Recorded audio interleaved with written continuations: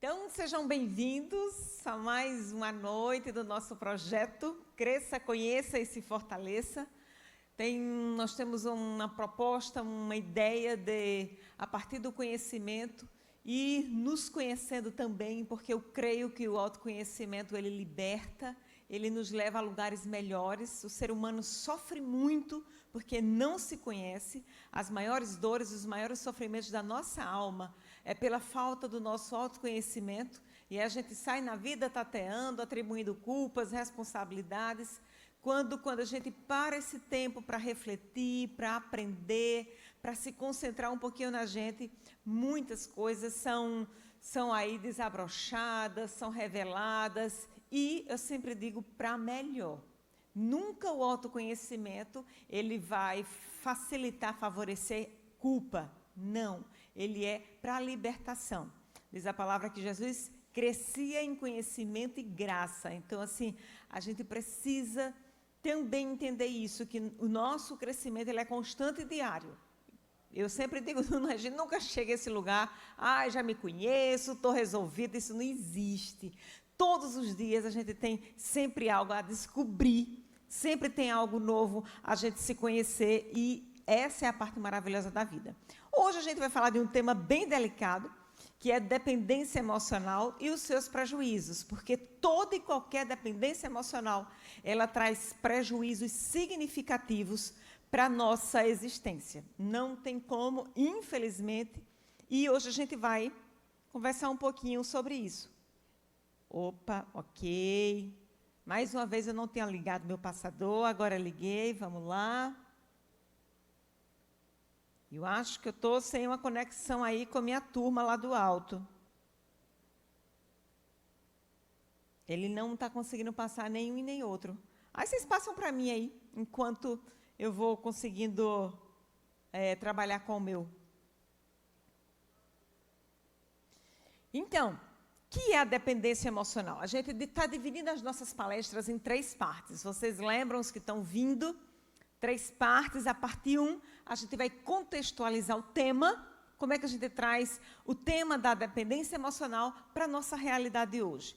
Muito interessante, porque no consultório, e as estatísticas também indicam, que mais de 50% das queixas terapêuticas dizem respeito a relacionamentos. Ou seja, mais de 50%. Há um comprometimento muito grande da nossa vida em detrimento da vida do outro. E aí eu trouxe algumas frases do autor, que eu tomo como base hoje para a nossa palestra. Depois eu vou deixar o livro dele aqui. Tem um livro em PDF também, se você quiser, você me procura lá, me pede que eu passo para você. Ele se chama Walter Rizzo, é um argentino, para mim, um dos maiores teóricos nessa área da dependência emocional. Ele tem livros maravilhosos, uma leitura fácil, boa, e que você lê. Esse livro que eu fiz a palestra, e você pode ler, Amar ou Depender, ele muda a nossa perspectiva sobre relacionamento. Não é um livro cristão, não é um autor cristão, mas nos ensina muito. E eu trouxe essas frases do Walter Rizzo. No início do livro, ele faz nos dá esse alerta, que a gente superestima, de fato, as vantagens do amor, e a gente minimiza as desvantagens. Na cabeça da gente, sempre é supervalorizada a questão do amor, da dedicação, do outro e não sei o que lá. Amar é bom? Claro que é. Mas só que a gente desconfigura ou não dá uma atenção às desvantagens que ele também traz. Porque o amor, necessariamente, eu estou falando do amor em linhas gerais. E vocês sabem que tem um amor nocivo. O amor não só é essa coisa romântica, maravilhosa, não.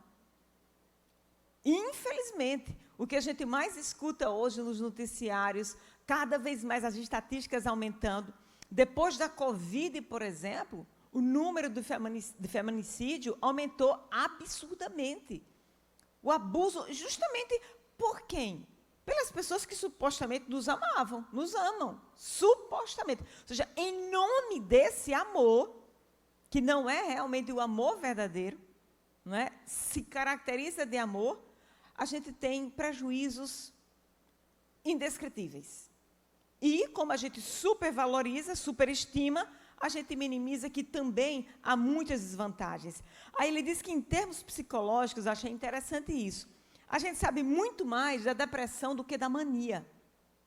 E aí, essa pauta está muito mais ligada à bipolaridade, porque na depressão, tudo é bem alerta. A pessoa não quer sair, e deita na cama, e chora, tudo é tristeza, né? Ou deixa de comer, ou come demais. É aquele estado crítico que chama a atenção de todo mundo e todo mundo se preocupa. Já no período da mania, que a pessoa está com o humor elevado, e sabe, e tudo é extremamente mais intenso, tal, a gente acha que daquilo ali é muita vida e a pessoa está super bem. Então, ele diz que a gente dá muito mais atenção, sabe muito mais da depressão do que da mania. De outra forma, a ausência de amor nos preocupou muito mais do que esse excesso afetivo. Ou seja, a gente se preocupa mais com a depressão, com o estado de tristeza, do que necessariamente no estado de mania, onde a pessoa está numa euforia e supostamente está tudo bem. Ok, a gente precisa dar atenção às duas coisas. As duas coisas. Né? A gente vive com dependência afetiva, todos nós aqui, minha gente. Por isso que eu digo que essa é uma pauta muito delicada, porque todos nós aqui, em nossas histórias, ou perto de nós, ou na nossa vida, tem algo de dependência afetiva. E ela está à nossa volta. E muitas vezes a gente aceita, como ele diz, permite e até patrocina. Como assim, Soraya? Gente, se hoje eu tenho uma dependência afetiva de alguém, de um marido, ou de um professor, porque ela se dá em todas as áreas, de um pastor, de um amigo, de um filho, essa história começou lá atrás. E nós, pais, os nossos pais, as pessoas que estavam por trás, e hoje nós somos essas pessoas na vida de outras, muitas vezes patrocinamos isso. E hoje a gente vai entender esse viés. Quem não sofreu alguma vez dos efeitos do apego amoroso e irracional? Né? Qual de nós aqui já passou alguma situação extremamente delicada, porque alguém de forma irracional, de forma abusiva,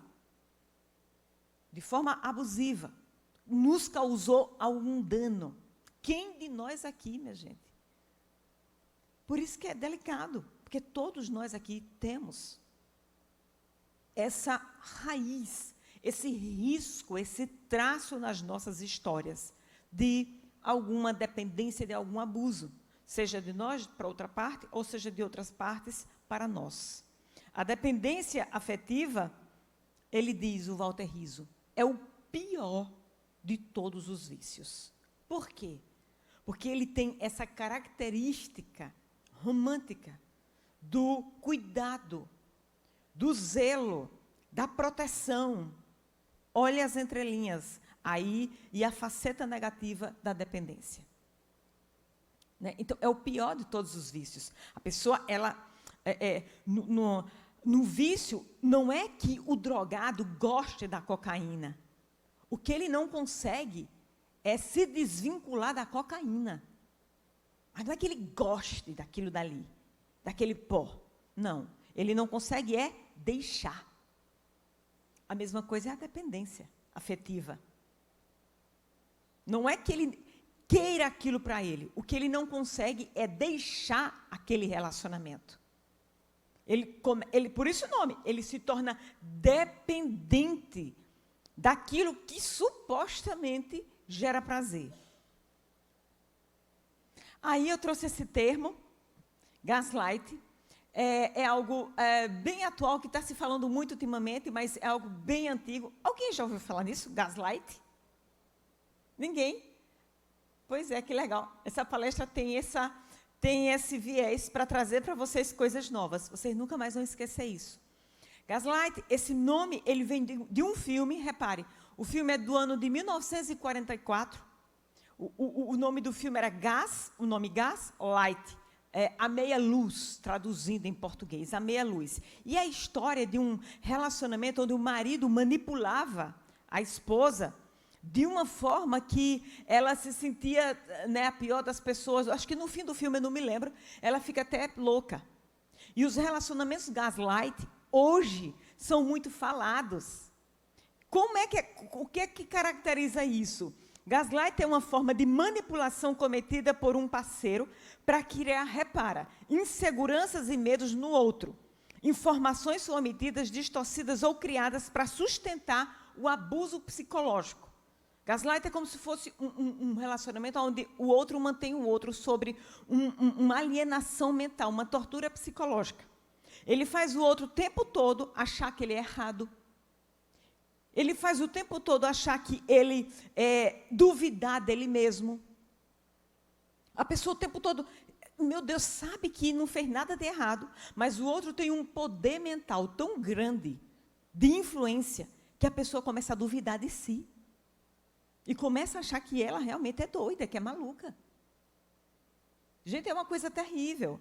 Olha outra definição. Dessa forma, a vítima duvida de si mesma e transfere a responsabilidade dos conflitos e problemas do relacionamento para si. O outro realmente armou o cenário, mas ele conduz, ele manipula de uma forma que você começa a achar que é você que está errada, que a culpa é sua, não é? Ela pode chegar a duvidar da sua própria sanidade em casos extremos. Eu já tive um caso desse no meu consultório, que foi algo assim que realmente eu não acreditava que existia naquele nível e naquela profundidade. O cara, ele armou, e ela já era a terceira mulher que ele fazia isso. Um jogo. Ele armava, ele montava, ele criava um jogo, onde ele era uma pessoa perfeita, um marido incrível, impecável, que fazia de tudo. Sabe o príncipe encantado que toda mulher sonha? Só que, aos poucos, ele ia no jogo da manipulação, exatamente aí nesse abuso psicológico. E as coisas que ela fazia, ele começava a dizer, não, você está errada, não é assim. Você está maluca, como é que você vê? E ela, não, e daqui a pouco contornava, e ia, voltava. Bom, chegou a um ponto dela, de fato, achar que estava ficando louca. Ele, nessas entrelinhas, ele foi retirando tudo que ela tinha de bens. E quando ela chega na terapia, ela chega buscando, gritando por um socorro, porque ela achava que ela estava ficando doida, e não tinha nada de loucura. Era esse relacionamento. Gaslight. Qualquer pessoa pode utilizar o gaslight para desestabilizar outra pessoa. É mais ou menos essa a intenção, desestabilizar o quadro emocional do outro, não é? Familiares, amigos, colegas de trabalho e chefes também podem ser manipuladores. Tem muito chefe que se utiliza desse tipo de artifício, que manipula a pessoa. Que chega e diz, olha, você nunca vai conseguir ser um bom funcionário, você nunca vai fazer a coisa certa. E a pessoa, ela começa a achar realmente que ela não sabe fazer nada certo, que ela não consegue ser um bom funcionário, que ela não consegue acertar as coisas, e ela começa a errar. Ela começa a errar mesmo.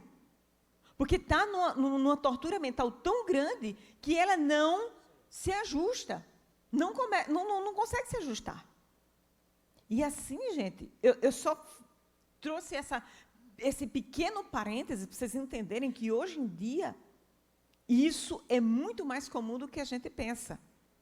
E o que está nas entrelinhas de alguém se permitir ser assim é a dependência emocional. Porque essa pessoa que está do outro lado, ela vai ter esse viés de se permitir, de se deixar ser levado por isso. A parte 2 da nossa palestra, ela vai trazer a compreensão técnica. O que é que está por trás desses relacionamentos? O que é que está por trás dessa história onde a gente perde a nossa identidade e a gente começa a viver a identidade do outro? O que é a dependência emocional? Aí eu trago para você uma definição.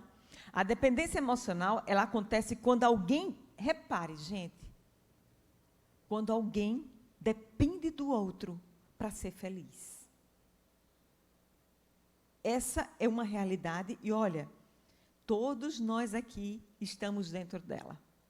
Seja de um filho, de um pai, de uma mãe, de um irmão, de um marido, de um amigo, seja de quem for.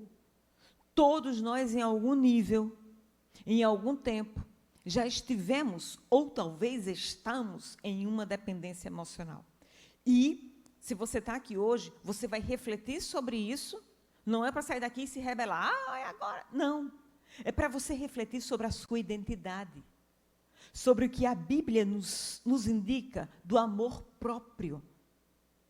Um dos mandamentos bíblicos é: ama o teu próximo como a ti mesmo. Eu nunca vou conseguir amar o outro na medida exata do que é necessário e saudável se eu não conseguir amar a mim mesmo. Deus é perfeito até nos seus mandamentos.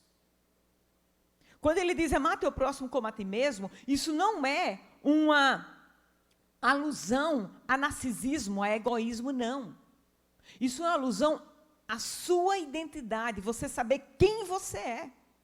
Porque a base da dependência emocional, o que sustenta, o que dá sustentação à dependência emocional, é justamente você não saber quem você é. Você se perde na relação e você acha que o sentido da sua vida, tudo depende daquilo, e se você não estiver ali, você está perdido. A sua alegria, a sua felicidade está no outro. Para se sentir bem, veja, para ser feliz, se sentir bem, para se sentir amada, para tomar suas próprias decisões, não é? Pode ser um sofrimento leve, quase imperceptível, ou até um transtorno mental que exige tratamento. E eu vou trazer para vocês o que a literatura, o DSM-5, que é o Manual Estatístico de Doenças Mentais, diz sobre isso. Outra definição: a dependência emocional, ela faz adoecer, repare, aí eu já estou falando dos níveis extremos do prejuízo. Ela faz adoecer, incapacita, castra, elimina critérios, degrada e submete, deprime, gera estresse, assusta, cansa, desgasta e, finalmente, acaba com todo o resquício de humanidade disponível. É cruel, minha gente. Aí eu estou falando já de um nível mais profundo de prejuízos de existencial. A pessoa, ela não se reconhece mais nela mesma. Ela se reconhece na figura do outro. É o outro que me define. É o outro que me gera o bem-estar. É o outro que faz a minha vida acontecer. E as histórias que a gente lê, vê, acompanha no noticiário. Meu Deus, como é que essa mulher não conseguiu sair desse relacionamento? Como é que ela deixa chegar nesse ponto? É porque faz isso. Ela estava no estado de dependência. E ele incapacita. Ele elimina critérios. Você não tem critério nenhum de sanidade para fazer uma avaliação e dizer: opa, peraí, esse cara está... Eu estou correndo risco de vida. Eu preciso sair daqui. A pessoa tem todos os sinais, tem todos os indícios de uma relação que não é saudável, mas ela permanece. Ela permanece. Aí você pode me dizer, como eu já escutei: ah, Soraya, mas há uma dependência financeira, há uma dependência ali porque não tem onde morar, não tem onde viver. Gente, hoje há suportes, ainda que precários, por conta do Estado, das delegacias das mulheres, dos aportes que existem hoje nas comunidades. Há, ainda que precário, há. Mas o que faz com que a pessoa realmente não consiga se desprender dessas correntes é justamente isso daí que eu estou definindo para você. A submissão, a depressão, porque a pessoa se deprime de um jeito. A depressão é aquela coisa que você não tem um pensamento positivo sobre você. É uma ideia negativa sobre você, sobre as pessoas e sobre o futuro. Você não consegue enxergar nada de negativo. E a dependência emocional, ela faz isso. Não há perspectiva. Não há uma idealização de um futuro promissor, de uma expectativa de vida.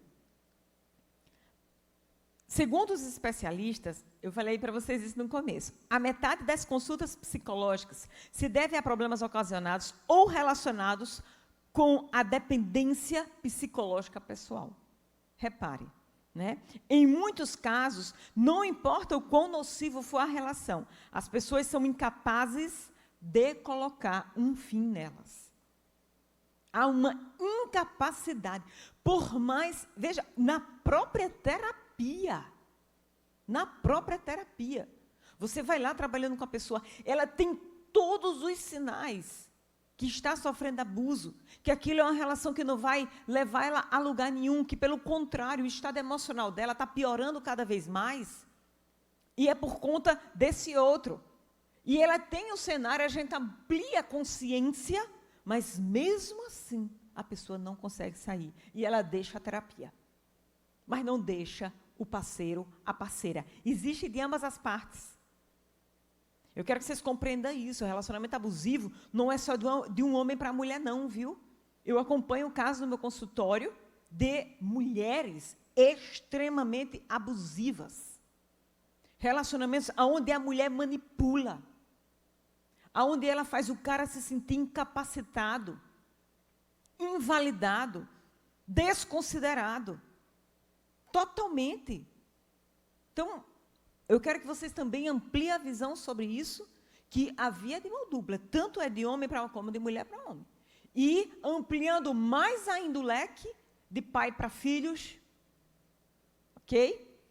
Isso eu quero conversar um pouquinho mais, um pouco na frente. Porque se nós estamos aqui e se nós nos submetemos a relacionamentos abusivos, ou nós somos abusadores, é porque por trás de nós há uma história. Há uma história.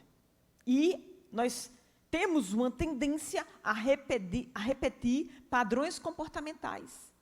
Ou faltas, ou excessos na nossa história e na nossa infância, a gente reproduz isso de outra maneira.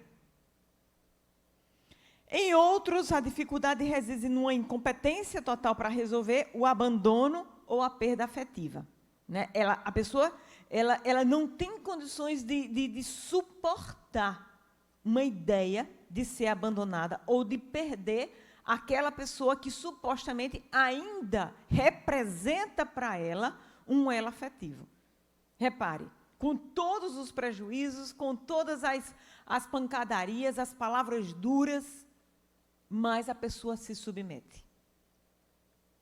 Então, como eu falei com vocês, de acordo com o DSM-5 é um manual estatístico de doenças mentais americano, mas é usado no mundo inteiro, e é o livro dos psiquiatras, nós psicólogos também usamos, para quem gosta realmente de estudar patologia, eu amo. Então, tem esse livro, um negócio assim, era pequenininho. À medida que o tempo foi passando, os transtornos mentais foram aumentando. Hoje ele está assim, um calhamaço, e cada ano que passa se aumentam as patologias. Enfim, hoje o DSM-5 traz o transtorno de personalidade dependente. Está lá como patologia. É um transtorno de personalidade. Aí, como vocês vêm para o Terça, vocês vão aprendendo também esses vocabulários da área terapêutica. Nós temos dois tipos de transtornos. Há os transtornos mentais e há os transtornos ditos de personalidade. O transtorno mental é aquele transtorno que há um tratamento e a gente tem muitos bons resultados porque a pessoa entende que aquilo faz mal, que aquilo não faz parte dela e ela se submete. A depressão, por exemplo, a bipolaridade, a esquizofrenia, o toque. O toque ele tem as duas características. E há o que a gente chama dos transtornos de personalidade. Os transtornos de personalidade, eles são os mais complexos. Por quê? Porque o nome já diz, transtorno de personalidade. Se assimilou a personalidade da pessoa. São dificílimos de trabalhar, porque a pessoa não reconhece aquilo como algo ofensivo para a vida dela. Ela não reconhece. Aquilo, ela acha que faz parte dela. Então, não, Soraya, é porque eu sou assim mesmo. Não, não é. Isso é complicado, está trazendo prejuízo e lá na frente pode te causar mais prejuízo ainda. Por exemplo, o narcisista é um transtorno de personalidade. Transtorno de personalidade narcisista. O borderline é um transtorno de personalidade borderline. São os transtornos mais difíceis de se trabalhar. E está aí a personalidade dependente. Se caracteriza por uma necessidade difusa, repare, e excessiva de ser cuidado, que leva a comportamentos de submissão e apego. Surge no início da vida adulta e este está presente em vários contextos, conforme indicado por 5 ou mais sintomas. Aí, eu aqui categorizei os sintomas para vocês darem uma lida. Não precisa ninguém se autoavaliar, você apenas dá uma olhada ali. Você dá uma olhada para você, ok? Não pense em ninguém, pense em você. Mas está aí alguns critérios que está lá no manual psiquiátrico. E para a gente saber se a pessoa tem ou não, 5 ou mais desses sintomas aí vai caracterizar o transtorno de personalidade dependente. É uma pessoa que tem dificuldade em tomar decisões cotidianas, sem uma quantidade excessiva de conselhos e reasseguramento do outro. Ou seja, ela pergunta, você tem que o tempo todo reafirmar e confirmar. Precisa que outros assumam responsabilidades pela maior parte das principais áreas da sua vida. Tem dificuldade em manifestar desacordo devido a medo de perder apoio ou aprovação. Sabe aquela pessoa muito boazinha que tudo concorda, que tudo balança a cabeça, que tudo está... Gente, isso não é legal. Isso não é bom. Há uma necessidade, por trás dessa pessoa, há uma necessidade muito grande de aprovação, um medo de ser rejeitado, um medo de ser abandonado. E aquela pessoa está sempre concordando e sempre é o bonzinho, a personalidade do bonzinho. 4, apresenta dificuldade em iniciar projetos ou fazer coisas por conta própria. Sempre está precisando que alguém tome iniciativa, que alguém tenha um plano, aí a pessoa vai lá e apoia, mas ela não tem essa iniciativa. Vai a extremos para obter carinho. Repare, vai a extremos para obter carinho e apoio de outros, a ponto de voluntariar-se para fazer coisas desagradáveis. Sente-se desconfortável ou desamparado quando sozinho, devido a temores exagerados de ser incapaz de cuidar de si mesmo. Só em pensar em ficar sozinho, a pessoa já fica apavorada. Porque ela se sente incapaz de cuidar de si mesmo. Não, eu preciso de outra pessoa, não, eu preciso estar na companhia, seja de quem for, mas a pessoa está sempre ali demandando de alguém. 7. Busca com urgência outro relacionamento como fonte de cuidado e amparo, logo após o término de um relacionamento íntimo, ou seja, ela nunca fica só. Aí tem aquela história, meu Deus, mas a caminha tem um dedo no potro, sempre é relacionamento ruim, porque ela ela não tem um critério. O que ela não pode é ficar só. O que ele não pode é ficar só. E sempre está se submetendo. Não olha quem simplesmente se relaciona. Tem preocupações irreais com medo de ser abandonado à própria sorte. O tempo todo essa pessoa vive numa insegurança, num limbo de que, meu Deus, será que eu estou fazendo alguma coisa? Será que eu estou desagradando? Será que ele vai me deixar? Será que vai ter outra pessoa? Será que... O tempo todo há essa dúvida e essa insegurança, esse medo de ficar só. Vocês viram, eu pontuei 8. 5 deles já caracteriza, de acordo com o manual, um transtorno de personalidade dependente. Aí eu quero pontuar para vocês as situações que podem gerar a dependência emocional. Não é? E aí o Walter Rios, ele diz, a maneira como as crianças são conduzidas na infância são fundamentais para o desenvolvimento de adultos seguros, confiantes e independentes emocionalmente. É a velha história. Tudo começa lá atrás, na nossa infância. Todos vocês aqui fizeram parte de um lar, de uma casa, talvez com pai e mãe, ou talvez com avós, mas todos vocês aqui, né, nós seres humanos, somos as únicas criaturas que nascemos já com a dependência de afeto e proteção. A necessidade básica do ser humano, quando ele nasce, é proteção e afeto para ter uma estrutura emocional ajustada. Não é? O ser humano é o único que nasce sem saber de fato, ele precisa ser educado, conduzido, orientado. O cachorrinho já nasce sabendo que é cachorrinho, o gato já nasce sabendo que é gatinho, e já por si só, sozinho, abandona ele ali com 3 dias, o gatinho ele sobrevive. Abandona ali o cachorrinho, ele sobrevive. O ser humano não. Então, nós temos essa necessidade básica, nós somos seres relacionais. Nós nascemos já com uma necessidade de conexão, de se conectar ao outro. E a nossa mãe é a primeira pessoa com quem a gente vai gerar uma conexão simbiótica. De alimentação, de proteção, de cuidado. Então, a nossa história começa lá. Aqui ninguém tem uma história diferente dessa. Todos nós começamos a nossa história lá. E a maneira como você cresceu, se movimentou, foi cuidado nesse lar é que vai determinar essa história da dependência afetiva. Tem um grande autor, teórico, ele escreve sobre a teoria do apego, esqueci o nome dele agora, e ele fala que há vários tipos de apego.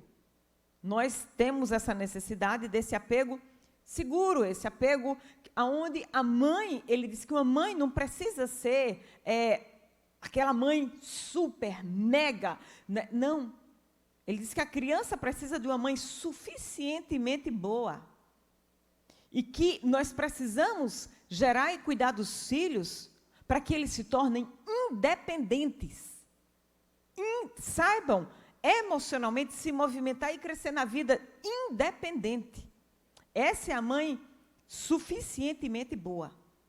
Ela não deixa o filho com necessidade dela. Porque a relação de dependência começa aí. E vocês sabem que nós somos, quem é mãe, somos expert, vê aquela coisinha linda, e muitas vezes o relacionamento conjugal não vai bem depois que o filho nasce. Eu acompanho essas histórias no meu consultório, não é? Que depois que os filhos nascem, o casamento ele se deteriora e vai ali capengando, e envelhece junto de uma maneira, porque a mãe vai transferir o que muitas vezes ela não encontra no marido, ela transfere para os filhos. E cria essa dependência afetiva, emocional com os filhos. Porque é pequeno, ali ela tem certeza de que essa criança vai ser dela, repare. Repare aí como a coisa é conduzida, o enredo. Eu tenho certeza que essa criança vai ser minha e eu vou conduzindo ela para que ela se torne minha dependente quando ela crescer. E hoje, nós temos muitos jovens, mais do que nunca, geração de jovens totalmente dependentes que não conseguem sair da casa dos pais com 40, com 30 anos, porque a relação de dependência simbiótica foi muito forte.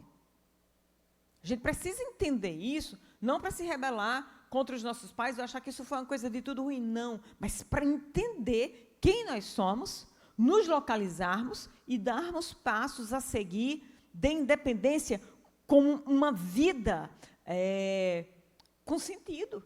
Porque quando você depende de alguém, a sua vida, o sentido da sua vida, ela fica atrelada a outro. E é aí que a coisa desanda. Repara, os adultos dependentes emocionalmente geralmente foram crianças que não se sentiram amadas, queridas, importantes. Dessa forma, sentem a necessidade quase que vital de dependerem do amor de outra pessoa. Esse foi um tipo de criança, um tipo de lar, que aquela criança ficava ali, eram muitos irmãos, os pais trabalhavam fora, não tinha tempo de dar amor e atenção. E como nós somos esses seres de dependência, primeira infância, de 0 a 6 anos, a necessidade básica da criança é essa, proteção e apego, cuidado. Mas esses pais não tinham tempo, e ela estava ali, não tinha essa coisa do beijo na cabeça, ou se tinha, era muito pontual, e tinha um filho mais querido, e ela estava sempre ali olhando, querendo atenção, e não tinha. Muitas vezes, para essa criança ter atenção, ela tinha que se desdobrar, ela tinha que fazer de tudo, aquela menina pequena, ela tinha que cuidar dos irmãos, lavar roupa, trabalhar fora, tinha que fazer de tudo para aquela mãe dar atenção ou reconhecer.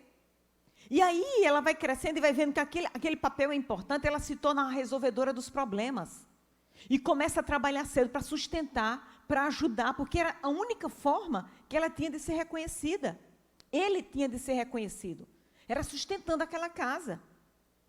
Aí ela cresce entendendo que relação de amor é essa, você fazer tudo pelo outro para que o outro te reconheça. E você se torna esse adulto, extremamente, muitas vezes, controlador, que tenta fazer de tudo para agradar todo mundo, e sabe tudo que todo mundo quer, você faz, você tenta, porque é uma necessidade de afeto que está lá atrás, e foi a forma que você encontrou de se sentir amada. De não correr o risco de ficar só. Repare. Aí, você gera essa dependência no outro, para que você se sinta importante. Isso está lá atrás. A base, o alicerce que te deu esse impulso de vida foi justamente essa falta. Você não era importante, você não tinha essa atenção. Então, você desenvolveu mecanismos para que você tivesse isso, da sua mãe, do seu pai, seja lá de quem te cuidasse. Existem pais que desprezam, humilham e que não respeitam os sentimentos dos seus filhos, estão nem aí. As crianças que são tratadas assim, sentem que não são dignas de serem queridas, amadas, e passam a omitir seus sentimentos porque não se sentem como estes sendo importantes. É aquele tipo de pessoa que não dá atenção a ela mesma. Nunca houve ninguém que se preocupasse. E a maioria de nós aqui, eu falei sobre emoções no nosso último encontro, ninguém nunca perguntava para a gente, o que é que você está pensando, meu amor? O que é que você está sentindo? Não. Isso era coisa que era menos dada importância para aquela criança. E hoje a gente talvez até repita isso. O que é que acontece? Você acha que seu sentimento não é importante. Então, o que é que a gente vai fazendo isso na idade adulta? A gente vai jogando isso dentro de algum lugar. Não interessa, porque assim, ninguém vai se interessar por mim mesmo, sabe de uma coisa, deixa isso para lá, e você vai levando, tentando ser essa pessoa, como eu falei muitas vezes, compensar de várias outras maneiras. Mas eu brinco com a história que a conta sempre chega. Chega um tempo na vida da gente que essa conta chega, alta, porque tem juros e correção, e você a vida toda, uma história, uma existência, tentando, não é, se superar em muitas histórias de perfeccionismo, aquela pessoa rígida, aquela pessoa que não admite erro, ou então aquela pessoa que não está nem... Veja, os extremos, o que está por trás disso é lá, nessa base. Aí, vamos para o outro lado. Pais que muitas vezes, com a intenção de acertar, supervalorizam o que os filhos fazem de errado, apontando frequentemente uma falha e desprezam totalmente as vitórias e conquistas dele. Então, essa pessoa vai ser aquela que, sabe, eu vou sempre fazer, mas sempre está faltando alguma coisa. Eu faço o meu melhor, é o perfeccionista, mas não está bom ainda. E esse excesso de cobrança a si mesmo vai gerando também no outro a cobrança. E eu vou fazendo... Gente, pessoas perfeccionistas, elas têm uma tendência tão grande, porque quem está próximo dessas pessoas, às vezes até gosta, porque ela faz de tudo por você, ela faz de tudo para tudo acontecer, ela sempre está ali pensando no que você supostamente pode pensar, e já se antecipa e já faz. Mas por trás disso, às vezes, há muitas cobranças também. Muitas cobranças cruéis. Não é? E, nesses enredos, como eu estou te explicando, vai se gerando as dependências. Aí a outra situação que é o extremo, que é essa agora. Pais que protegem seus filhos, satisfazendo todas as suas necessidades, como uma forma de compensar sua ausência frequente, ou protegem demais, por medo de perder e ficarem sozinhos. Dessa forma, induzem os filhos a acreditar que só debaixo das suas asas estão seguros. Não é? E a gente faz muito isso. Cuidar demais é o outro extremo.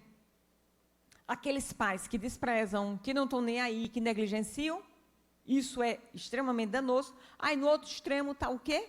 O pai que super protege, que cuida demais, o menino não vai na esquina.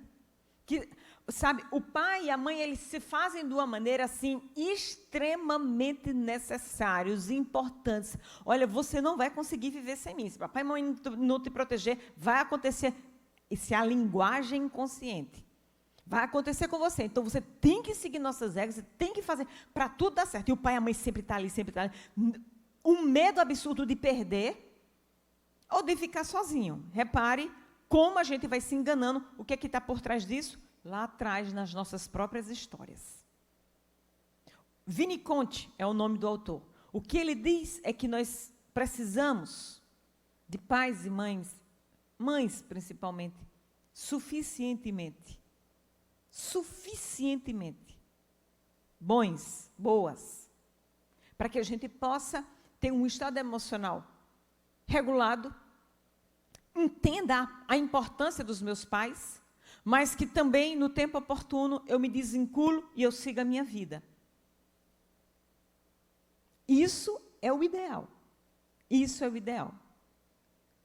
Pais que tornam-se permissivos em excesso, repare, pagando todas as contas do filho, cedem coisas materiais sem limites, não incentivam os filhos a trabalhar para ganhar seu próprio sustento, ou seja, propiciam ao filho um mundo de fantasias que na realidade não existe. Sabe o que vai acontecer com esse adulto? Isso vai se tornar um adulto extremamente fragilizado no quesito frustração. Ele vai ter muita dificuldade de ser frustrado. Muita. E o que acontece com essas pessoas? Ou elas, porque a relação de dependência, ela é mútua. Eu gero dependência, você se torna meu dependente, mas eu preciso de você para manter essa relação. Para manter essa relação. Nesse caso, essa pessoa, ela vai fazer de tudo para que não haja nenhuma ameaça. Olha, e a gente, na nossa insanidade, a gente vai criando o repertório do amor, da paixão, como essa coisa, sabe, perfeita, que não tem fim, e a gente assiste os filmes, e o casal terminou junto, na cabeça da gente, a gente já constrói a ideia de que vão ficar felizes para sempre, que tudo sempre vai ser daquele jeito. Não que a gente vá ser fatalista, e nem que a gente vai começar um relacionamento achando que vai começar para acabar. Não. Mas essa ideia, essa fantasia de que tudo é construído, tudo eu vou fazer para que não falte nada, para que não haja nenhuma ameaça, para que isso nunca acabe, isso está lá na cabeça dessa criança, que a vida toda não conviveu com a falta, com a perda, com a frustração. E aí ela vai gerar esses vínculos de dependência, aonde nenhuma ameaça pode acontecer. Os sinais de alerta, para a gente prestar atenção onde é que a gente está. Insegurança ou ciúme, tudo isso, gente, são sinais que a gente precisa se perceber se na nossa relação ele está acontecendo. Eu estou falando disso não só de relacionamentos afetivos. Eu quero frisar também que as piores dependências, elas acontecem também, hoje eu percebo, de vinculação paterna, materna, criar esses vínculos com filhos dependentes. Eu sempre digo, a gente está anulando crianças, tolindo, aleijando as crianças da capacidade de pensar, porque a gente faz tudo para que elas se sintam protegidas, amadas, é o extremo. Não porque a criança porque a psicóloga disse que tem que cuidar, ok, mas tem um limite, a criança também precisa ser frustrada. Ela precisa receber não, ela precisa ter limite. Então, eu quero colocar isso aqui para você também se perceber como pai e mãe, porque tem pai e mãe que tem uma insegurança, chega um tio que a criança ama, a mãe já fica com ciúme. Chega a madrinha, a vizinha, a mãe fica com ciúme. Fica irritada, fica insegura. Meu Deus do céu, será que ela está gostando? Será que eu estou deixando de fazer alguma coisa que meu filho está amando mais aquela pessoa do que eu? Opa, isso é uma relação de dependência com o filho. E como a gente tem uma facilidade muito grande de transferir para o outro, fazer projeções, então fiquem atentos. Insegurança, ciúmes excessivos, possessividade e controle. Você é meu e ninguém se aproxima de você. Vocês sabem que tem histórias de pais que não deixam o filho nem sair de casa. Com a ideia, com a falácia de que eu estou protegendo. Soraya, eu estou protegendo porque está muito perigoso lá fora. Aí eu digo, não, está muito mais perigoso, é dentro da sua casa. Porque você está criando alguém irracional. Isso é um perigo. Muitas vezes o perigo está dentro da nossa casa. E a gente está deixando, com medo do menino, lá fora vai ser... Não, ele tem que fazer enfrentamento. Enfrentar os medos, os desafios. Porque isso, gente, isso é muito sério. Aí se tornam adultos fragilizados. Qualquer coisa, e já chega desesperado. Meu Deus, você tem que ter coragem, você tem que enfrentar. Como se você nunca deu pano de fundo para isso? A gente quer que o menino vá para a luta, mas a gente nunca ensinou ele a usar uma arma. Estou falando das ferramentas para enfrentar o mundo. Vocês estão me entendendo, né? Pelo amor de Deus. Porque a gente precisa de ferramentas para enfrentar o mundo, sim ou não? Vai para uma faculdade, minha filha, por exemplo, passou na Universidade Federal, um curso lá no centro onde ela estudava, o CAC, que é uma coisa terrível. É o centro das drogas, de tudo que vocês puderem pensar de coisa ruim, está lá, no CAC, todo mundo sabe disso. Uma menina cristã, com um princípio, se enfiou ali dentro. Primeiro dia já foi, mas a vida toda, desde pequena, eu ensinei ela a usar as armas do bem, da luz, que é o que a gente precisa. As armas do amor. E ela chegou lá de nariz em pé, de cabeça erguida, enfrentando todo mundo, porque a turma vai para cima mesmo. E o seu filhinho protegido, cuidado, amado, dentro de casa, com todo, vai para um lugar desse, é triturado. Volta para casa só o pó. Você manda uma criatura, chega em casa outra, e você não reconhece o que é isso, porque infelizmente não tinha casca grossa para enfrentar. Vocês estão me entendendo, né? Aí nos relacionamentos se reproduz a mesma fragilidade. A mesma fragilidade. Não teve repertório para enfrentar as crises relacionais, das dificuldades. Porque a gente casa com alguém, a gente se relaciona, e no início é aquela coisa linda, florida, mas aí quando você vai conviver a dois, você vai ver que não é bem aquilo, não. O outro tinha um transtorno, tinha um probleminha ali, tinha um laço com a mãe muito forte, e agora essa mãe entra dentro da sua casa com força, e você, meu Deus, bota a mão na cabeça, e agora o que é isso? Que não só casei com a pessoa, vê a sogra junto, vê o sogro junto. É complexo. Se você não tem um repertório emocional, se você não tem uma estrutura, a gente sucumbe e se desespera. Aí, olha, os sinais de alerta para esses relacionamentos, perda de interesse por outras amizades. Eu fiz isso no início do meu namoro. Eu reconheci, fazendo essa palestra, já tinha me percebido muito, mas eu me reconheci muito como uma pessoa dependente. Porque eu vim lá do interior com 17 anos, criada nessa família bem estruturada, bem organizada, mas a vida também faz isso com a gente. Aí eu chego na capital, matuta, 18 anos, sabia de nada, sabia nem pegar um ônibus, que tinha uma casa afetiva, laço, pai, mãe, irmãos, eu era caçula. Chega aqui assim, desesperada, atrás de alguém que cuidasse de mim, porque eu vim morar com meu irmão. Meu irmão trabalhava o dia todo, queria nem saber de mim. Ele nem perguntava como era, perguntava nem se eu tinha comido. Repare, aí eu me vejo naquela situação e, de repente, eu me encontro extremamente vulnerável para qualquer relacionamento. Deus é tão bom que me colocou amigas boas, pessoas do bem do meu lado, e ali eu fiz boas amizades, usando os critérios, porque eu tinha os critérios de escolher as amizades. Veja, o que é alicerce emocional? Eu tinha os critérios estabelecidos. Na minha cabeça tinha tudo organizadinho, mas eu estava muito vulnerável para qualquer pessoa que chegasse, que tivesse que atendesse, eu me entregar numa relação de dependência. E foi o que aconteceu com meu marido. Porque quando eu conheço ele, a primeira coisa que eu fiz foi isso. Eu perdi interesse por toda... Eu deixei todos os meus amigos. Lamento profundamente até hoje. Porque eu cortei laço com todos os meus amigos. E me apeguei somente a ele. Porque encontrei afeto, encontrei carinho, uma família linda que me cuidou, que me dava comida, que me levava para casa, que perguntava como eu estava, tudo que eu precisava. Mas, veja, foi algo positivo que eu digo com relação que eu encontrei uma pessoa do bem. Se ele não fosse, tudo bem que eu estava com meus critérios lá, e eu saberia muito bem definir ou não. Mas, enfim, sinais de alerta.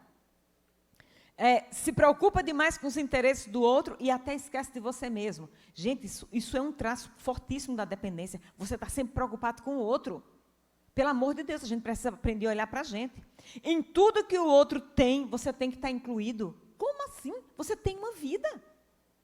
Não porque a gente casou agora e agora somos um só. Não. Eu sou eu, você é você. Nós convergimos no relacionamento para o mesmo ponto, mas nós temos as nossas vidas. Eu continuo sendo Soraya e Duarde continua sendo Duarde. Ai, não, somos como é? A unha e a carne, o bago da mesma laranja. Não, nós somos pessoas diferentes.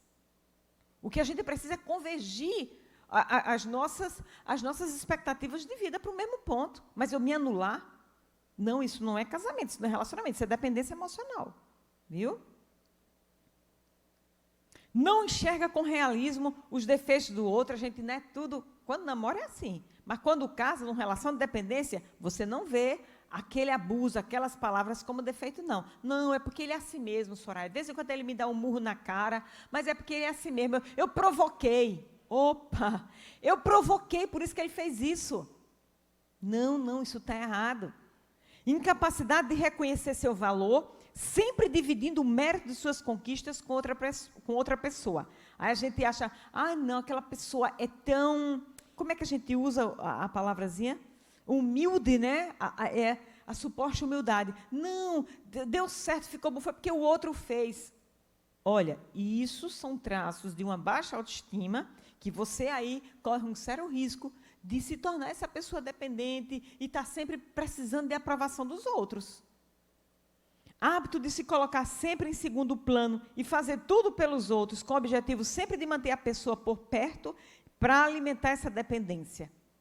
Né? Então, eu estou sempre ali, fazendo de tudo para que o outro seja valorizado. E, quando eu vou valorizando muito, com certeza esse outro vai depender de mim, porque eu estou valorizando, eu estou animando, eu estou ali, aí ele sente a minha necessidade e vai sempre me ter ali, por perto.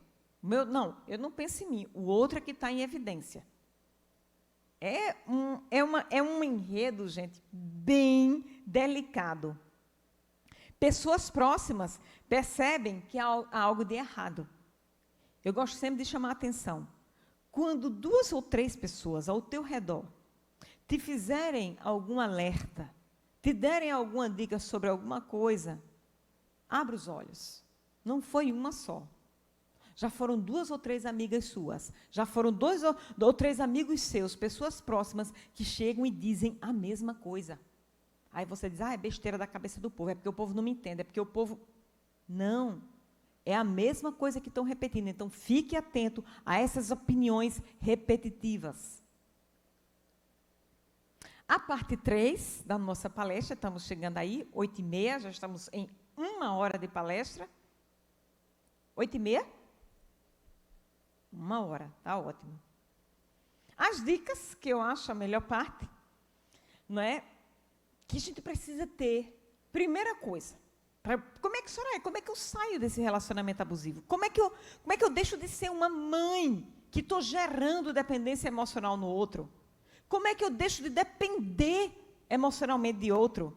Como é que eu deixo de me tornar essa pessoa que gera dependência em outra? Primeira coisa é você ter consciência disso. Olhar para aqueles critérios que eu te falei, olhar para aqueles sinais, tenha consciência, e a primeira coisa, olhando para essa consciência, é começar a superar esses sentimentos. Olhar para ele e dizer assim, caramba, isso faz sentido. Aonde eu tenho crescido como pessoa? Como eu vou chegar em algum lugar, dependendo, tendo o outro como a fonte principal dos meus recursos? Gente, eu sempre brinco. Se tem alguém que tem que estar no centro da nossa existência, precisa ser Deus. Ponto final. Não há como abrir mão disso. Se tem alguém que tem que estar no centro da minha... É Deus, não pode ser pessoas. Tudo dá errado na vida da gente quando a gente coloca pessoas nessa centralidade da nossa existência. Porque a primeira coisa que está aí, evidente, é que você perdeu sua identidade.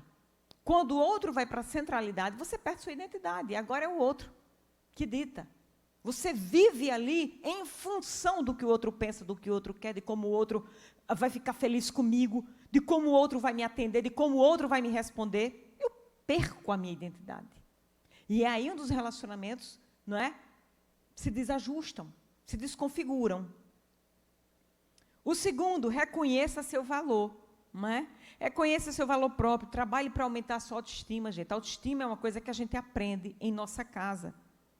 A autoestima não é uma coisa que a gente nasce com ela, a gente aprende. O nome já diz, é você olhar para você mesmo. Saber dos seus defeitos, aceite suas decisões, sua capacidade de fazer o que é melhor para você, solicite ajuda se precisar.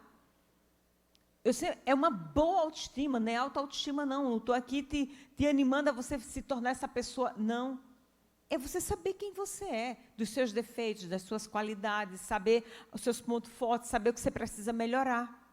E fazer os ajustes devidos, mas se reconheça.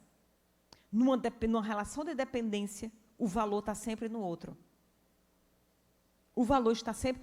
Quando você encontra um valor e você evidencia isso, é muito mais para que o outro se torne refém da relação e pense assim, eu não vou poder deixar você, porque você tem um valor muito grande. Não é porque você reconhece isso. Porque quando a gente reconhece o nosso valor, a gente não precisa de ninguém para ficar babando a gente. A gente não precisa de ninguém para estar ali o tempo... A gente não precisa. Quando a gente reconhece o nosso valor, eu valorizo, eu agradeço, eu reconheço. Eu me torno uma pessoa, sabe, de bem. E não com cobrança nas entrelinhas. É totalmente diferente. Perceba o que tem o controle de si. Perceba o que você tem. Perceba que você tem o controle de si. Isso é interessante, né? Algumas vezes acontecem eventos na vida que são incontroláveis, você sabe disso. Mas você precisa perceber o que é que você pode controlar. Não permita que outra pessoa controle o seu caminho. Você tem que fazer aquilo. Você só faz o que... Precisa daquela excessiva aprovação do outro. Tudo que você vai fazer, pedir um conselho é bom, é legal, é legítimo. Pedir um conselho, uma segunda opinião, né? Se familiarizar ali com o outro e, olha, vem cá, estou com uma ideia. É diferente do que você necessitar de aprovação. Porque se não tiver aprovação, você está super feliz, porque você está com um projeto, você tem certeza ali das suas expertises, do que vai dar certo. Aí eu chego, eu sou uma pessoa que você admira muito, você gosta muito de mim. Aí eu chego e digo, mulher, rapaz, esse negócio aí não está bom não, viu? Se tu fizer isso, isso vai dar errado. Pronto. Desmontou sua alegria, desmontou o seu projeto, acabou-se a pessoa. Como assim? Você estava feliz, você estava animado. Como é que a minha opinião, só porque é minha opinião, tem esse poder de desconfigurar na sua cabeça toda a estrutura, todos os seus sonhos que você tinha montado? Repare. Como a gente vai dando poder a outras pessoas para nos desestruturar? Perceba que você tem o controle sobre a sua vida. Nós sabemos que Deus é soberano e cuida de nós. Mas Ele me dá o arbítrio das minhas escolhas. Do que eu vou fazer e do que eu não vou fazer. Eu me cerco de opiniões em coisas ali que eu... Será que tenho alguma dúvida, alguma coisa ali? E é bom. Mas não para decidir se eu faço ou não. Vocês estão me entendendo? Porque, gente... O que as pessoas fazem é dar o controle da vida a outros. É esse controlezinho aqui que eu estou passando aqui, eu passo para acompanhar minha palestra, de repente, não, essa aqui é a minha vida, aí eu vou te dou. Agora tu decide se vai passar devagar, se vai passar lento, para onde é que eu vou, se eu vou para frente, se eu vou para trás. Toma, isso aqui é minha vida, é sua agora. A gente faz isso com um parceiro, com um filho. A mãe só está feliz se o filho fizer aquilo como ela quer. Se ela fizer o curso que ela sonhou. Projeção. Só estou bem se... Opa, como assim? Reconheça as suas necessidades emocionais, não é? Ou seja, trabalhe para construir uma rede de relacionamentos. Você não pode, isso que eu estava falando, você não pode depender de uma única pessoa, não, minha gente. amizades, colegas, familiares, e também considere a importância de fazer terapia, se for o caso. Eu sempre digo, já postei até no meu Instagram, a melhor terapia é você chamar uma amiga e tomar um café com ela, dar uma boa conversa, uma vez por mês, reúne lá 3, 4, ou uma de confiança. É uma terapia excelente, minha gente. Abrir o coração, conversar amenidades, dizer das suas dores e falar, isso é ótimo. Mas tenha rede de amigos, reconheça que você tem necessidades emocionais e você não pode canalizar isso numa só pessoa, porque a gente faz isso. Canaliza numa só pessoa. Acabou-se o mundo. É só aquilo dali. Misericórdia. Misericórdia. Não programa o seu dia a dia dependendo de outra pessoa, né? Você pode se comprometer e reconhecer as necessidades do outro, mas você tem que se lembrar igualmente que você tem que viver sua vida, além do relacionamento. Isso é até saudável. Porque esses relacionamentos que assim, se você não for, eu não vou. Se o outro não for, e aquela coisa, aquele gruda, aquela coisa. Gente, chega um tempo que isso sufoca. Os relacionamentos, eles não sobrevivem a isso, não. A gente precisa ter, assim, sabe, uma folguinha, assim, de sair com arejamento da pessoa. Isso é bom, isso é saudável. Não estou dizendo para você se debandar, deixar seu marido e sair por aí, não, pelo amor de Deus. Não me meto em confusão, não. Mas, tenha essa prática. Saia com suas amigas. Olha, meu amor, vou encontrar com minhas amigas para tomar um chá.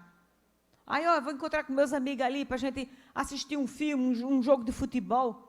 O que é que tem? Vocês não fazem ideia das histórias que eu acompanho, porque o marido, a coisa que ele mais amava era ir para um estádio de futebol com os amigos para gritar. A mulher não deixava ele ir. Para gritar com os amigos do futebol, ele é alucinado pelo tempo. A mulher vai, não, um ciúme. Se fosse a pessoa mais linda, sabe, o Brad Pitt da vida, mas nem era. Você vê que isso é patológico. Vá-se embora, meu filho, grite bem muito lá para chegar aqui em casa bem calminho, bem tranquilinho, e a gente ficar bem. E assim a gente vai tentando ajustar, porque o que é que vai acontecendo? É pressão demais dentro da gente. E esse relacionamento onde, sabe, é só aquilo, chega uma hora que pesa, que fica difícil. Aí, só mais algumas dicas. Observa a sua vida, o que é que está causando sofrimento, e tenta estabelecer uma causa por vez, né? O que é que está causando sofrimento hoje? É o seu chefe? Você está sem dinheiro? São brigas no relacionamento? O que é que está acontecendo com você para você identificar? O que é que está te causando sofrimento? Depende de você ou depende de outra pessoa? Soraya, depende de mim, somente de mim. Então, vamos cuidar. Depende de outro? Opa, se depende do outro, então eu preciso abrir mão, não é? Apenas alguns lembretes, né, que de forma errônea a gente entende a independência afetiva, repare, como sendo o endurecimento do coração, a indiferença ou insensibilidade. Mas não é assim. A independência afetiva não tem nada a ver com isso, com se rebelar, com você se tornar essa pessoa insensível, fria. Não tem nada a ver com isso. Desapego não é desamor. É uma maneira saudável de se relacionar, cujas premissas são a independência de dizer não à posse e não à dependência. Gente, isso é a coisa mais linda do mundo. Desapego não é desamor. Ah, eu estou me desapegando disso aí. Eu estou deixando de amar para sempre? Não. Eu só me desapego de algumas ideias. Algumas ideias que me corrompem, que me corroem, que me fazem mal. Sabe aquela roupa que você ama demais, que, meu Deus, você comprou e aí você está lá, o brechó da igreja pedindo, fazendo apelo. Você não veste aquela roupa, vai fazer 15 anos.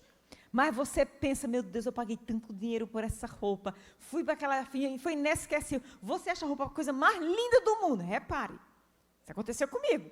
Você acha a roupa a coisa mais linda do mundo.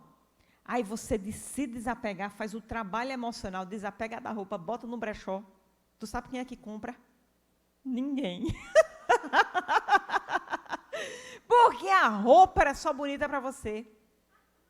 O valor dela estava só para você. Aí a gente vai entendendo como a gente é tolo, como a gente é bobo. Que a gente se apega, se agarra, achando que aquilo ali é, meu Deus do céu, vai me fazer uma falta, vai ser uma coisa. Mas os outros olham, mas que besteira. E roupa horrorosa. Eu morro de rir com essas histórias. Porque a vida da gente é assim. Você está agarrado no relacionamento, agarrado com aquele filho, com aquele, sabe, de repente, eu acompanho essas histórias. Eu tive uma cliente minha, nunca vou esquecer, chegou um marido, sabe, uma pessoa que nem comentário merece. Ela é uma mulher trabalhadora, ali, impecável, ajudou, fez o cara cresceu, estudou, se projetou, mas o cara ali na unha, maltratava, e ela é uma mulher extremamente submissa. Gente, como apegada àquele casamento, de um jeito que na cabeça dela, onde era que estava isso? Na história dos pais. Foi uma menina extremamente sofrida, sacrificada, que tinha que fazer tudo para merecer um amor, fazer tudo para ter uma atenção, que se submeteu ao relacionamento, 15 anos de relacionamento. Quando ela chega no consultório, ela não chega para fazer terapia de casal e nem tampouco para pedir uma ajuda para resgatar, não. Ela chega com o discurso de Soraya, será que eu tenho tempo ainda para viver? Porque eu nunca vivi. O tempo que eu estive na casa dos meus pais foram terríveis. Meu pai e minha mãe nunca me deixaram viver. Eu sempre fui ali, enclausurada, aquela coisa que, sabe, muita cobrança, muita exigência. Eu me caso, o cara aí descreve. E eu estou aqui com 41 anos, eu olho para trás e vejo que eu não vivi, eu não tive uma vida. Eu não quero mais isso para mim. Você pode me ajudar? Eu sempre levantei muito a bandeira do casamento, minha gente. Eu sempre fui essa pessoa que eu sempre trabalhei muito para restaurar casamento. Muito. Hoje, Deus mudou isso em mim. Eu digo que foi Deus. Porque quando eu olho e vejo uma pessoa, um sofrimento, porque ela já estava doente fisicamente. Ela começou a desenvolver doença autoimune. Doença autoimune é doença emocional. Doença autoimune. Totalmente fragilizada. Aí eu cá comigo, eu digo, meu Deus, se eu for caminhar pela corrente terapêutica de favorecer esse casamento, esse relacionamento, ela me traçou um perfil dele, ela nem falava muito, mas o perfil que eu já percebia que ele era um cara que alienava, que gerava muita dependência nela, para ela sentir que sem ele ela não ia conseguir fazer nada, não conseguia ir para lugar nenhum. Eu disse, se eu caminhar na sustentação desse casamento, eu vou matar essa menina. Ela vai morrer em mais 20 anos de vida, no máximo, se ela tiver. E aí eu deixei que ela fluísse com a terapia em prol da vida dela. Em prol da vida dela. Desapegar, gente, não é... Havia filhos, mas ela disse, Soraya, eu vou fazer de tudo para que o pai dos meus filhos tenha total acesso, que a gente possa ter uma boa convivência, mas eu não quero isso porque eu vou morrer. Eu não vou criar os meus filhos como eu preciso criar com saúde emocional. E a gente precisa ter um entendimento na vida que alguns apegos, algumas compreensões que têm dependência afetiva, é a pessoa endurecer, virou frio, se tornou essa pessoa, sabe, independente. Não é nada disso. Eu reconhecer minha limitação emocional. Eu saber que, até um certo ponto, eu consigo caminhar lado a lado. Depois disso, a minha estrutura emocional vai se desmoronar.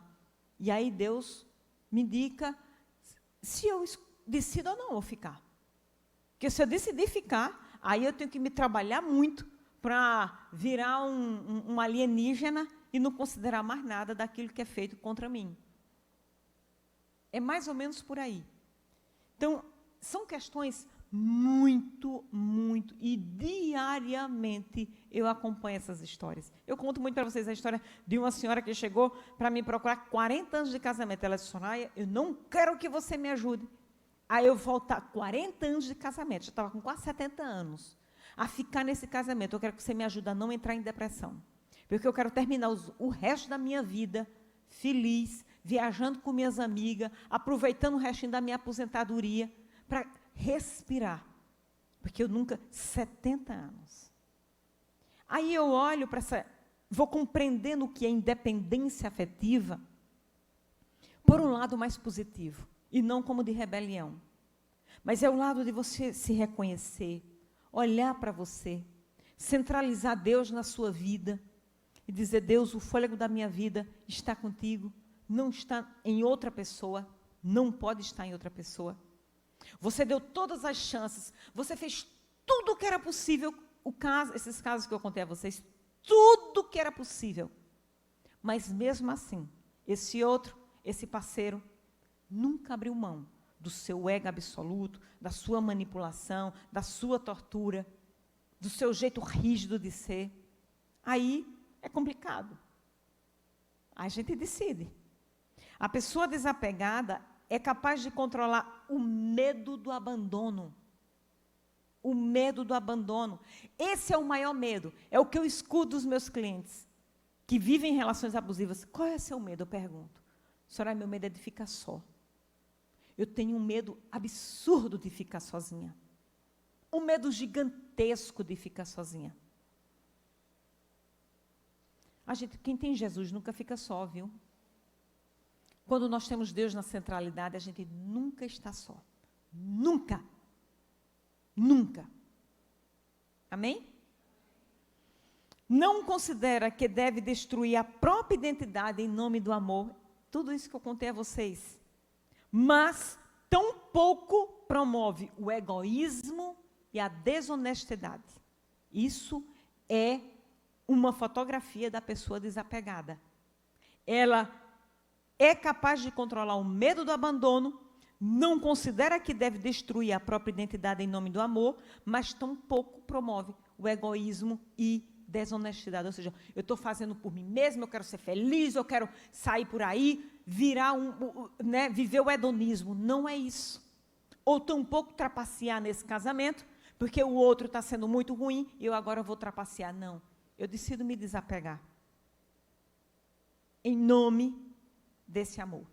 Sabe o amor, aquela roupa bem grande? Eu decido me desapegar, porque no meu guarda-roupa ela não faz mais sentido. Ah, Soraya, mas ninguém comprou, não tem problema não, mas pelo menos eu me desapeguei. Não podemos, o ser humano não pode viver sem afeto. Ninguém pode fazer isso, mas podemos amar sem nos escravizarmos. Isso sim a gente pode. Uma coisa é defender o laço afetivo, e outra muito diferente é o que? Eu quero que vocês digam. Faz sentido isso para vocês? Uma coisa é defender um laço afetivo. Outra coisa é eu botar ele no meu pescoço e pular daqui. Isso é muito sério. Isso é extremamente sério. A independência afetiva não é mais que uma escolha que diz gritando. O amor é o quê? Aí sabe onde é que isso está? Essa frase aqui é do Walter Rizzo, é desse autor que eu falei com vocês. Ele não é cristão. Ele diz que a independência afetiva não é mais do que uma escolha que diz gritando. Gritando. O amor é a ausência do medo. Aí lá, na primeira carta de João, capítulo 4, versículo 18 e 19, diz assim, no amor não há medo. Antes o perfeito amor lança fora o medo, porque o medo envolve castigo, e quem tem medo não está aperfeiçoado no amor. Nós amamos, porque Deus nos amou primeiro. Por isso que eu digo a vocês, quando Deus ele está na centralidade das nossas vidas, nós encontramos um lugar seguro. E muitas vezes esse lugar seguro não é a casa mobiliada, não é o melhor lugar do mundo, mas é o lugar onde Deus está. Tem um hino muito antigo que diz assim, que eu amo esse hino. Importa ainda eu ir morar em alto monte ou à beira-mar, em casa gruta, boa ou ruim, com Cristo aí, é céu para mim. Ou seja, é a centralidade Não importa onde eu esteja e com quem eu esteja, importa Jesus estar comigo. Isso sim. E esse desapego não envolve, como vocês viram, desonestidade e egoísmo. Pelo contrário, é uma forma de amor tão grande, tão grande, tão grande, que eu decido liberar o outro, para que eu possa realmente viver o meu amor de uma forma honesta, digna, com Deus e comigo mesma. Faz sentido isso para vocês? Joia! Aí, para terminar, Erich Fromm é um grande teórico aí, um escritor, e eu acho que o Erich Fromm é cristão, não sei, posso pesquisar isso, mas ele tem um livro fantástico que se chama A Arte de Amar. E eu acho linda essa frase dele. Ele diz assim, olha, se um indivíduo é capaz de amar de modo produtivo, ele se ama também. Se consegue apenas amar os outros, não consegue amar de jeito nenhum. Aquela pessoa que só ama o outro, que faz tudo pelo outro, que se doa, que se lança, que se acaba pelo outro, ele diz que essa pessoa não consegue amar de jeito nenhum, porque tudo que ela faz é gerar dependência no outro. É uma forma de grito para que você não me abandone, você não me deixe, você sempre esteja comigo, eu preciso de alguém, e aí eu estou me matando. Repare, isso é muito profundo, minha gente. Muito profundo. E a gente precisa entender essas entrelinhas da dependência emocional. Porque, como eu falei para vocês no início, a nossa vida está envolto disso. Os nossos relacionamentos, há uma sutileza aonde isso acontece. E a gente precisa perceber, não para se rebelar, não para sair, não, de forma alguma, mas para que você possa ter mais autonomia, se sinta mais confortável e seguro com Deus. Porque às vezes você está vivendo uma tortura de se sentindo ameaçado, sentindo com medo o tempo todo de ser abandonado, de ser deixado, e se acontecer isso, e se acontecer aquilo. Como assim? Deus tem um controle da minha vida. Minha vida está em suas mãos, está em boas mãos. Aí eu ando seguro. Isso faz sentido para vocês? É assim que a gente estabelece uma saúde emocional nessa área afetiva. Olha que essa é uma pauta extensa, mas eu quis resumir para que vocês entendessem que vocês não dependem de ninguém para ser feliz. A vida de vocês não pode estar na mão de ninguém. A alegria de vocês depende primeiramente de Deus. E Ele está aí o tempo todo, nos trazendo só coisas boas ao nosso coração. Nós é que precisamos estar atentos a isso.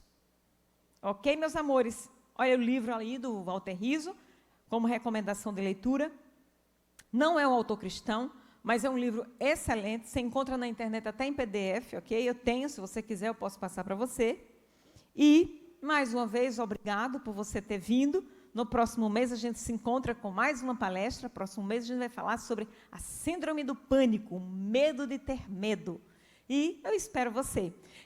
Aqui, ó, eu quero mostrar para vocês. Você sabe o que é isso aqui? A gente vai estar aqui com esse vasozinho, todo o nosso projeto até o final do ano. Gente, isso é um pé de abacate. Ele tem 1 mês.